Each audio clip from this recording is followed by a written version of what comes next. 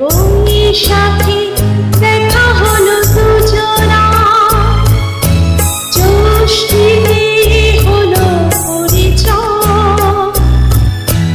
আসছে আষাঢ় মাস, মন তাই ভাবছে কি হয় কি হয়, কি জানি কি হয়।